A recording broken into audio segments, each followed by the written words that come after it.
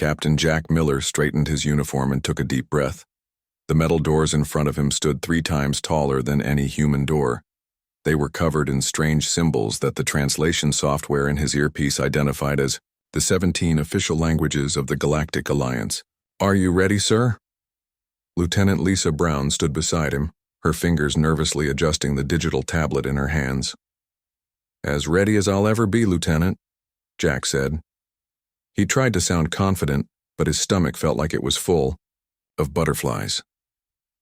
This was humanity's first time at the Galactic Military Summit. No human had ever set foot in these halls before. The massive doors slid open silently. Inside, the council chamber stretched out like a giant bowl. Seats rose up, in circles filled with creatures of all shapes, sizes, and colors. Some had too many limbs. Others had strange skin that changed colors as they moved. A few floated in special tanks of liquid. "The human delegation may enter," announced a voice that seemed to come from everywhere at once. Jack led his small team into the chamber. Besides Lisa, there was Lieutenant Greg Patterson, a combat specialist with 20 years of military experience, and Captain Alice Rivera, who commanded their security detail of 4 soldiers. The humans walked to the center of the room where a circular platform waited. As they stepped onto it, the platform rose slightly, putting them at eye level with the first row of alien representatives. A tall reptilian creature with deep red scales stood up. The universal translator identified him as Admiral Zex of the Fraxian Empire, current head of the Alliance Military Council. "Captain Miller," the alien said, his voice a deep rumble. "The Council welcomes Earth's representatives." His words were polite, but his eyes, 3 yellow orbs set in a triangle pattern, showed something else. Was it doubt? Amusement? "Thank you, Admiral," Jack replied. "The United Earth Defense Force is honored to join the Galactic Alliance. We look forward to contributing to the collective security of all member worlds." A sound like clicking rocks came from somewhere in the chamber. Jack realized it was laughter. "And what exactly does Earth plan to contribute?" asked a new voice. A blue-skinned alien with 4 arms and no visible mouth leaned forward. "Your species has barely mastered basic space travel. You have no experience in interstellar warfare." Lisa Brown stiffened beside Jack. He could feel her anger, but she kept her face neutral. Good. They had practiced for this. They knew some species would look down on humans. "Admiral Koth of Pravia asks a fair question," Jack said with a smile. "Humanity may be new to the galactic stage, but Earth has a long history of military innovation. We've brought details of our defense systems and weapons technology to share with the Council." Lisa stepped forward and activated her tablet. A holographic display appeared above the platform, showing various human weapons systems, from basic firearms to guided missiles and energy weapons. "As you can see," she explained, "while our technology may not be as advanced as the Alliance standard in some areas, we have a diverse approach to weapon development." The chamber filled with murmurs as the aliens examined the displays. Jack couldn't tell if they were impressed or just confused. A small hovering creature that looked like a jellyfish with eyes floated closer. "These projectile weapons," it said in a high musical voice. "They seem so primitive. Why maintain such technology when energy weapons are clearly superior?" "Redundancy and adaptability, Counselor Nix," Lisa answered. "Throughout human history, we've learned not to rely on a single system or technology. If your energy weapons fail, what's your backup plan?" This caused more murmurs among the delegates. Admiral Zex raised a clawed hand for silence. "We have scheduled a practical demonstration for tomorrow on the uninhabited moon of Caldor 3. There, we will properly assess what humans can offer to Alliance military operations." His tone made it clear he didn't expect much. Jack nodded. "We look forward to it, Admiral." As the formal introductions continued, Jack noticed a group of delegates in the far corner of the chamber. They stayed separate from the others, their faces hidden behind breathing masks. The translation software identified them as observers from the Orion Cooperative, a neutral zone between Alliance space and the territory of the Draconid Empire. "What?" Jack didn't know was that these weren't diplomats at all. They were Draconid infiltrators. Their empire had spent years planning this operation. The military summit brought together all the most important alliance commanders in one place, the perfect target. The Draconids had studied all the alliance species carefully, but humans? They were newcomers, barely worth a footnote in the intelligence reports. Just another primitive species that posed no threat to their plans. Later that evening, in their assigned quarters, Jack's team gathered to prepare for the next day's demonstration. "They think we're jokes," Lisa said, unable to hide her frustration any longer. "Did you see how they looked at us like we're children showing off our toys?" "Let them think what they want," Greg Patterson said as he cleaned a standard-issue sidearm. "Better to be underestimated than feared." Alice Rivera, who had been quietly monitoring the security feeds, spoke up. "Something feels off about those Orion observers. They kept to themselves the entire session." Jack nodded. "I noticed that too. Keep an eye on them tomorrow." "What weapons are we cleared to demonstrate?" Greg asked. Lisa pulled up the list on her tablet. "Standard military suite, some ballistics, our portable railgun, basic energy weapons, and a few specialty items. Nothing classified, of course." "Stick to the plan," Jack instructed. "We're not here to show off. We're here to establish our place in the Alliance. If they want to underestimate Earth, that's their mistake." What none of them realized was how soon that mistake would be tested. In less than 24 hours, the Draconid attack would begin. The aliens who laughed at human primitive weapons would find themselves defenseless when their advanced technology failed them. And the humans they dismissed as inexperienced newcomers would become their only hope for survival. In his quarters, the Draconid commander, disguised as an Orion diplomat, finalized the attack plan. His intelligence report mentioned the human weapons demonstration scheduled for tomorrow, an insignificant event that shouldn't interfere with their operation. After all, what could these primitive newcomers possibly do against warriors from an empire that had conquered half a galaxy? The surface of Caldor 3 was a dusty gray wasteland. No air, no water, just rock and dust under a black sky.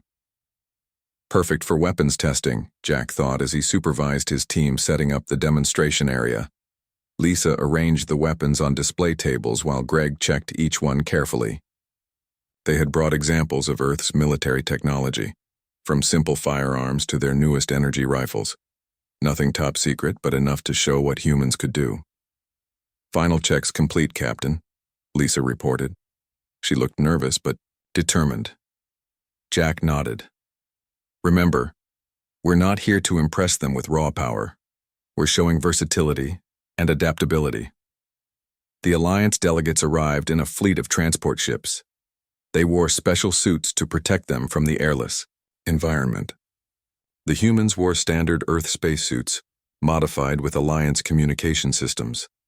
Admiral Zex approached with Admiral Koth and several other high-ranking aliens. "We are ready for your demonstration, Captain Miller," the reptilian commander said, his voice crackling through the comm system. Lisa stepped forward and began the presentation. "We'll start with basic ballistic weapons," she said, picking up a standard military rifle. "While your civilizations have moved beyond projectile technology, we've continued to refine it alongside energy weapons." She fired at a target set up 50 meters away. The bullet hit dead center.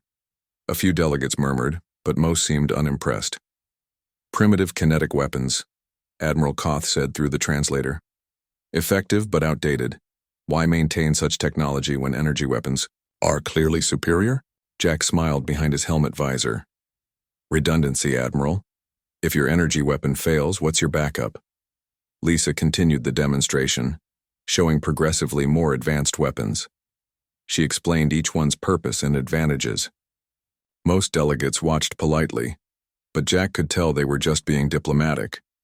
When she demonstrated a portable railgun that could punch through metal plating from 300 meters away, there was finally some genuine interest. But the moment passed quickly. "Now for our energy weapons," Lisa said, moving to the next table. "While newer additions to our arsenal, we've developed several variations for different tactical situations." Admiral Zex examined the weapons. Your power output is approximately 20% less than standard Alliance infantry weapons, he noted. But our battery efficiency is 30% better, Lisa countered. Our weapons stay operational, longer in the field. The demonstration continued for another hour. Jack noticed the supposed Orion observers keeping to themselves at the back of the group. They seemed too interested in the Alliance leaders, and not interested enough in the weapons. As Lisa wrapped up her presentation, Admiral Koth approached Jack. Your weapons are adequate, Captain, but I see little that would enhance Alliance military capabilities. Before Jack could respond, alarms blared from the Alliance command ship in orbit. A communication officer rushed to Admiral Zex. Sir, unidentified vessels have dropped out of hyperspace. They're Draconid warships. The peaceful demonstration erupted into chaos. Alliance officers rushed to their ships shouting orders. Admiral Zex grabbed his communication device. This is Admiral Zex. All ships, battle stations. This is not a drill. Jack gathered his team quickly. What's happening? He asked the nearest Alliance officer. Draconid attack force, the alien said, his 4 eyes blinking rapidly in what Jack guessed was fear. They shouldn't be here. This sector is supposed to be secure. The ground shook as something exploded in the distance. One of the smaller Alliance ships had been hit. We need to get to our shuttle, Jack ordered his team. They were halfway there when a blinding purple light flashed across the sky. Every Alliance soldier suddenly stopped and stared at their weapons in confusion. My rifle isn't working, one shouted. Nothing's working. Lisa checked her energy rifle. The power indicator was dead. She quickly switched to a basic pistol from her belt. Captain, the energy weapons are offline, but the ballistics still work. Jack understood immediately. It's an energy dampening field. They've disabled all energy-based weapons. Admiral Zex rushed over, his scaled face twisted with concern. Captain Miller, none of our weapons are functioning. The Draconids must have developed a neutralizing field that affects all energy weapons. Jack looked around. The Orion observers had vanished. Those weren't observers, they were spies. This attack was planned. As if to confirm his words, 3 shuttlecraft appeared over the horizon. They landed between the demonstration area and the Alliance ships. The doors opened and armored soldiers poured out. Draconid shock troops. One of the aliens, larger than the others and wearing ornate armor, stepped forward. Alliance leaders, I am Commander Vrock of the Draconid Empire. You are now our prisoners. The Draconid troops advanced, carrying weapons that looked mechanical rather than energy-based. Jack realized they had prepared for their own dampening field. Admiral Zex and the other leaders backed away. With their weapons useless, they had no defense. What do we do? Lisa whispered. Jack looked at the weapons still laid out on the demonstration tables. Every energy weapon was dead, but the primitive human ballistics were unaffected. Greg, get the rifles. Alice, distribute sidearms to anyone who can use them. Lisa, bring the railgun. What are you planning? Admiral Koth asked, his blue skin pale with fear. Showing you why humans don't rely on just one type of technology, Jack said, grabbing a rifle. Fall back to that ridge. We need a defensive position. The Alliance delegates looked confused. Most of their species had abandoned non-energy weapons. Centuries ago, they barely remembered how to use physical projectiles. But we cannot fight, one delegate protested.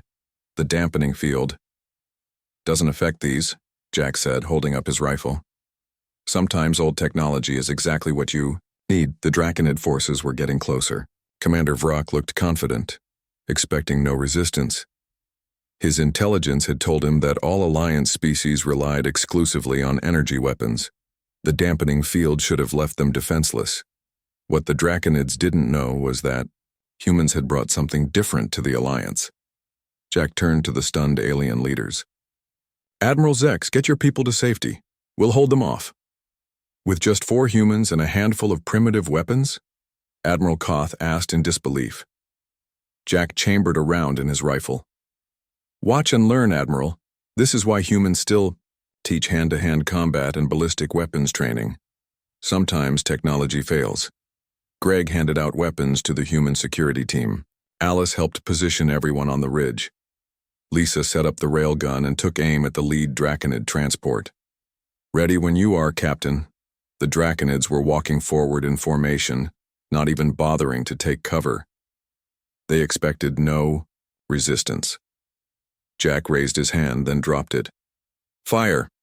The sound of gunfire echoed across the airless moon, carried through the ground and their suit communications. The Draconids' advance suddenly stopped as their front line collapsed.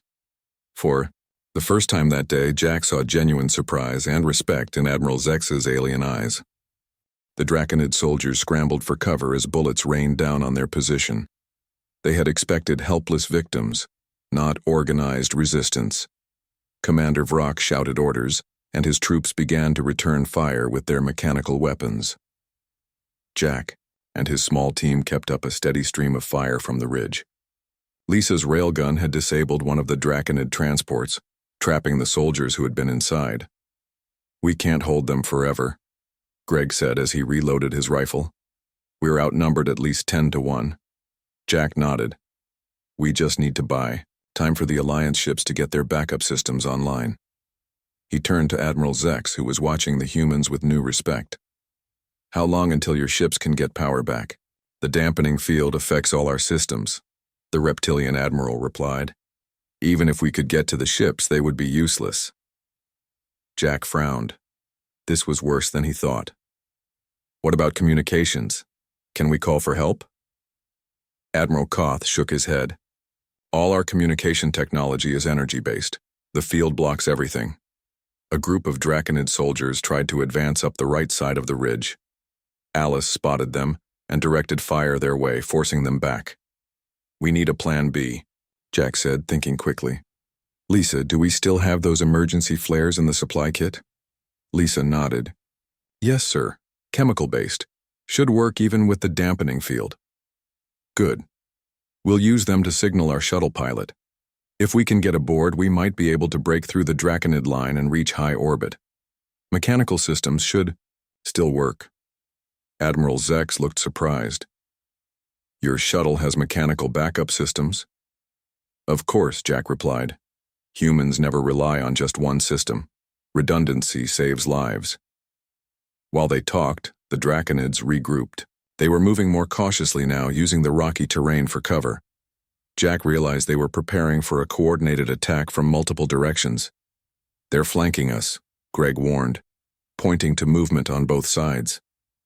Jack made a quick decision. "We need to fall back to the shuttle landing area. There's better cover there and we'll be closer to our extraction point." He turned to the alien delegates. "We're moving out. Stay low and follow our lead." The group began to retreat, with the human security team providing covering fire. Most of the alien delegates had never experienced direct combat before. Some of them moved awkwardly in their environment suits, unused to running under fire. Lisa noticed an older Avarian delegate, struggling to keep up. The bird-like alien had 4 legs but moved slowly. Lisa went back and helped support him. "Thank you, human," the Avarian said, his translator making his voice sound musical even in the tense situation. "I am Counselor Zix. I am too old for such excitement." "Just stay with me, sir," Lisa said, helping him along while still carrying her weapon. The group had made it halfway to the shuttle landing area when the Draconids launched their attack. They came from 3 directions at once, firing their mechanical weapons. The projectiles weren't as advanced as human bullets, more like metal darts propelled by compressed air, but they could still penetrate the environment suits. "Take cover," Jack shouted as everyone scattered behind rocks and into ditches. Greg was hit in the leg. The dart penetrated his suit, and the automatic seal engaged to prevent air loss. He kept firing despite the injury. Alice organized the security team into a defensive formation. They were running low on ammunition but made every shot count. Jack realized they needed something more. He turned to Lisa. "The specialty items, get them." Lisa nodded and crawled back to their supply pack. She pulled out several small devices that looked like metal discs. Admiral Koth watched curiously. "What are those primitive devices?" "Landmines," Lisa explained as she quickly programmed them. "Old technology, but effective." She handed the mines to Jack, who began placing them in the path the Draconids would likely take. He carefully buried them under the lunar dust. Mines? Admiral Zex seemed puzzled. You still use such basic traps? Sometimes the oldest tricks work best, Jack replied. The Draconids are relying too much on their technology advantage. They're not thinking tactically. As if to prove his point, a group of Draconid soldiers moved into the area where Jack had placed the mines. The explosion sent dust and bodies flying into the air. The Draconid advance halted again as they tried to figure out what had happened. Using the confusion, Jack led the group to the shuttle landing area. They took positions behind some equipment crates that had been left there. Lisa, now would be a good time for those flares, Jack said. Lisa nodded and fired a bright red flare into the black sky.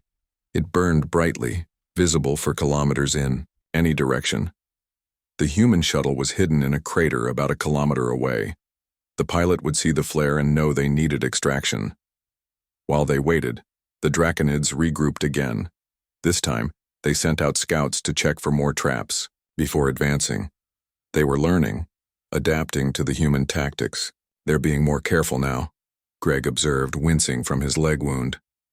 Which means they'll be slower, Jack replied. That's good for us. Admiral Koth had been watching Jack closely. You seem very comfortable in combat, Captain Miller. Jack checked his ammunition. Humans have been fighting wars for thousands of years, Admiral. It's in our history.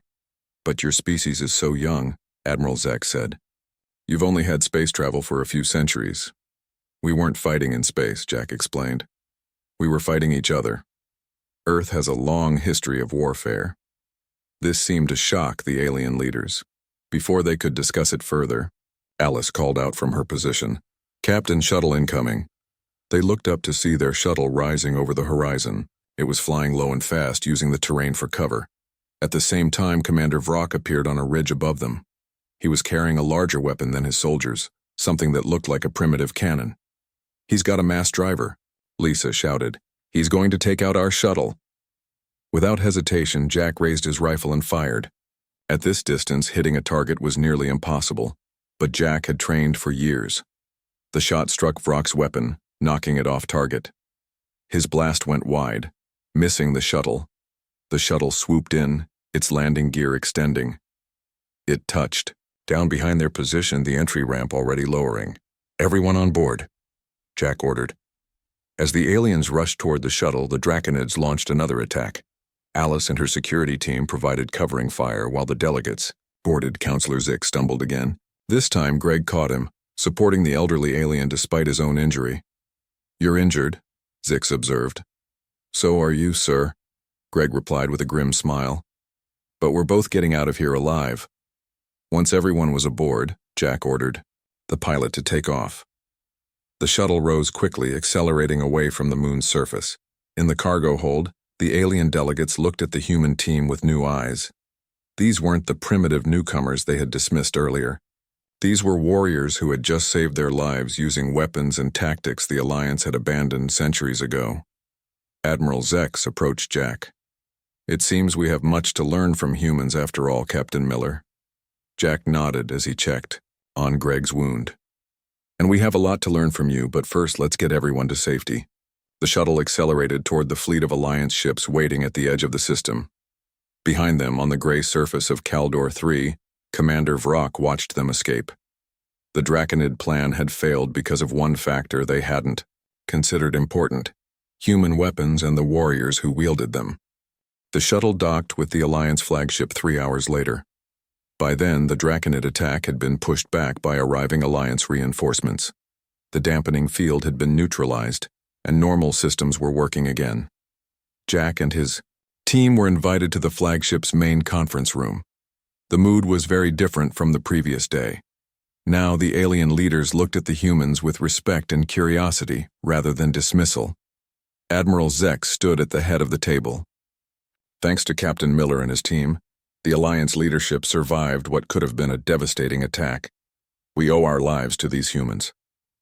There were murmurs of agreement around the table. Greg sat with his leg bandaged, refusing medical leave despite the ship's doctor recommending rest. Lisa and Alice stood at attention behind Jack, their expressions professional but proud. Admiral Koth, who had been most dismissive of human weapons, now seemed deeply interested. "Captain Miller, I must admit I misjudged your species. Your primitive weapons saved us all today." Jack nodded respectfully. "Thank you, Admiral, but those weapons are only part of the story. The real advantage was tactical thinking and adaptability." Counselor Zix, the elderly Avarian who Lisa had helped during the escape, tapped his claw-like fingers on the table. "I've been studying Earth's history since our return. What I've found is concerning." The old alien activated a holographic display in the center of the table. It showed scenes from Earth's military history, ancient battles with swords and shields, medieval sieges, World War tanks and planes, modern conflicts with drones and guided missiles. "Humans have been fighting wars for thousands of years," Zix explained to the other delegates. "Not against alien threats or wild animals, but against each other." The aliens watched the images with growing unease. Most species in the Alliance had evolved past internal warfare long before developing space travel. War was something that happened between different species, not within the same one. "Is this true?" Admiral Zex asked Jack.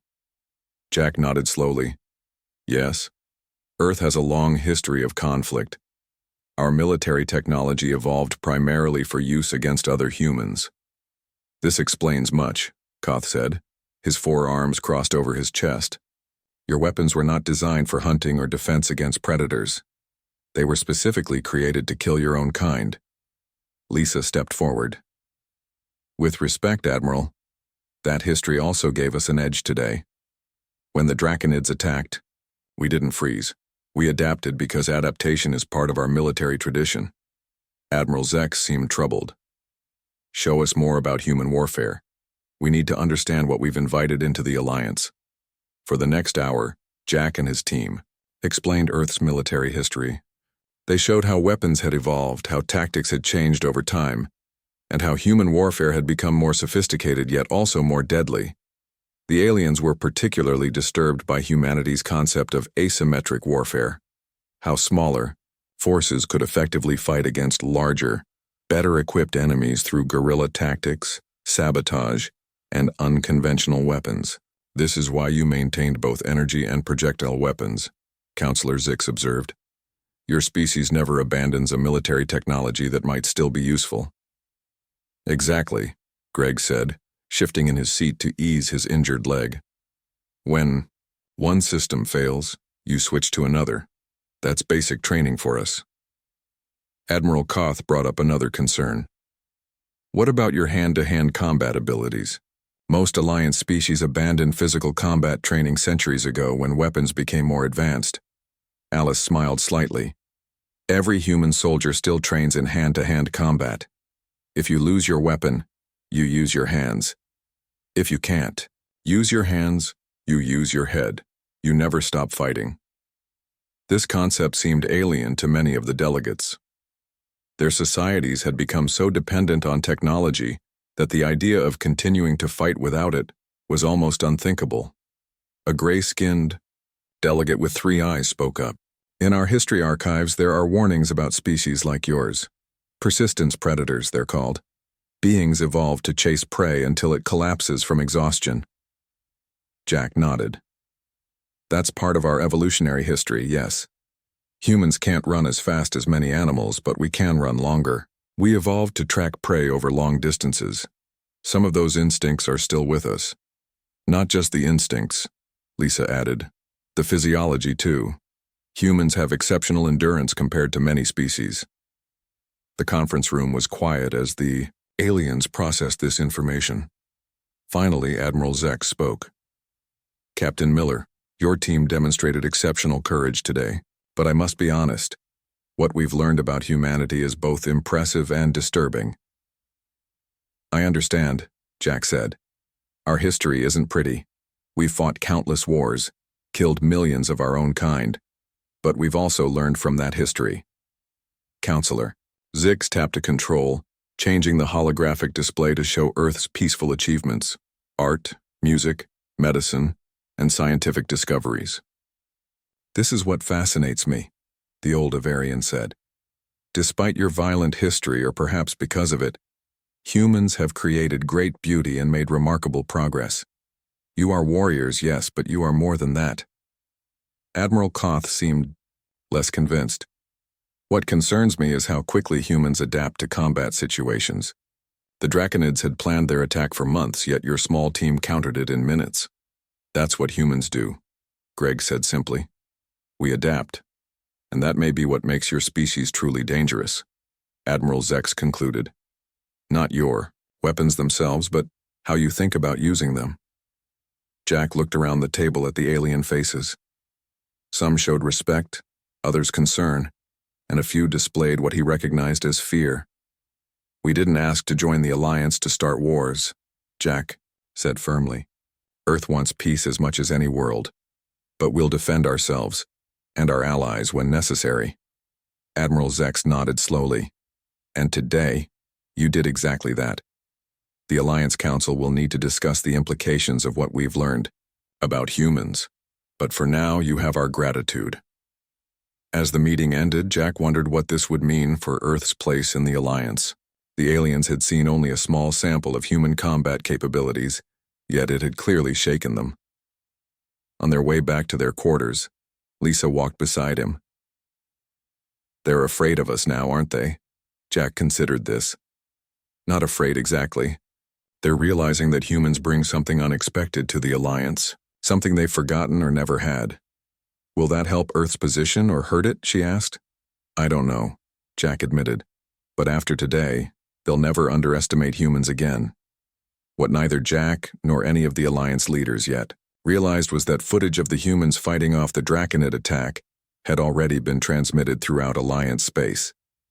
Across thousands of worlds, alien species were watching humans in combat for the first time, and the galaxy would never be the same.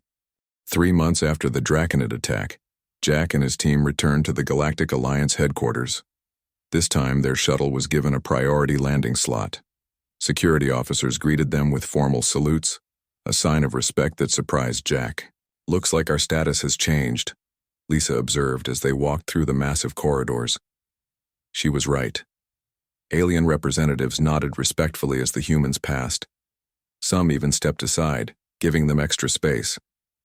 It wasn't just respect. Jack saw in their eyes. It was caution. The main council chamber was filled to capacity.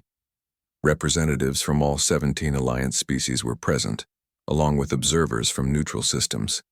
News of the humans' performance against the Draconids had spread throughout the galaxy.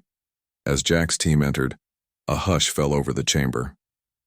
Admiral Zex stood at the center platform. "Captain Miller and the Earth delegation are present," he announced formally. "The emergency session of the Alliance Security Council will now begin." Jack and his team took their places on the platform. This time, it didn't feel like they were on display. It felt like they were the main event. Supreme Counselor Van, the highest-ranking political leader in the Alliance, stepped forward. The tall, slender alien had skin that shifted colors with his emotions. Currently, it was a deep purple, which Jack had learned indicated seriousness. "Captain Miller, 3 months. Your team demonstrated human combat capabilities during the Draconid attack. Since then, the Council has been studying your species' approach to warfare." Jack nodded, unsure where this was heading. "We simply did what was necessary to protect the delegates, Counselor." "Indeed. And in doing so, you revealed something that has profound implications for the Alliance." The Counselor activated a holographic display. It showed footage from the battle on Kaldor 3, humans fighting with ballistic weapons, setting traps, adapting tactics on the fly. The footage had been enhanced, focusing on the humans' expressions and movements. "What you see is normal, Captain, has deeply affected our member worlds," Van explained. "This footage has been viewed billions of times across Alliance space." Greg leaned closer to Jack. "Are we in trouble?" he whispered. Van continued before Jack could respond. Following extensive debate, This council has reached a decision regarding human weapons and combat methodology. The chamber was completely silent. Jack felt a knot forming in his stomach. Was Earth about to be expelled from the Alliance? As of today, human weapons and combat techniques are officially classified as weapons of mass cultural destruction and are banned from standard galactic warfare. Jack blinked in surprise. Banned? I don't understand. Admiral Koth stepped forward, his blue skin now marked with formal military tattoos that hadn't been there 3 months ago. Allow me to explain, Captain. It is not the destructive capability of your weapons that concerns us. Many Alliance weapons can cause far greater physical damage. Then what is it? Lisa asked. It is their psychological impact, Koth said. Your combat methods are contagious. Counselor Zix, using a hover chair to compensate for his age, moved to the center of the chamber. Since footage of your battle spread through the Alliance, we have documented over 200 incidents of alien military forces adopting human-style tactics. The holographic display changed to show Alliance soldiers training with projectile weapons, practicing hand-to-hand combat, and setting up defensive positions similar to what Jack's team had done. Many species that had maintained ceremonial or technology-dependent military traditions for millennia are now adopting human tactical thinking, Zix continued. It is causing a fundamental shift in how our civilizations approach conflict. Jack wasn't sure if he should apologize or feel proud. Is that not a good thing? Being more adaptable in combat could save lives. Admiral Zek shook his head. You don't understand, Captain. Before humans joined the Alliance, warfare had become highly regulated. Conflicts were conducted according to strict protocols, with minimal casualties. Technology was the deciding factor, not tactical cunning or willingness to endure hardship. Human combat methods are making our conflicts more brutal, Van added, his skin shifting to a dark blue. More personal. Alice spoke up for the first time. With respect, Counselor, war is personal. It always has been for humans. Precisely, Van replied. And that is what makes your approach so dangerous and so effective. Jack tried to understand what they were saying. So you're banning our weapons because they work too well? We're banning them because they change how people think about warfare, Zix explained gently. For most Alliance species, combat is a last resort, conducted at a distance, with clear rules.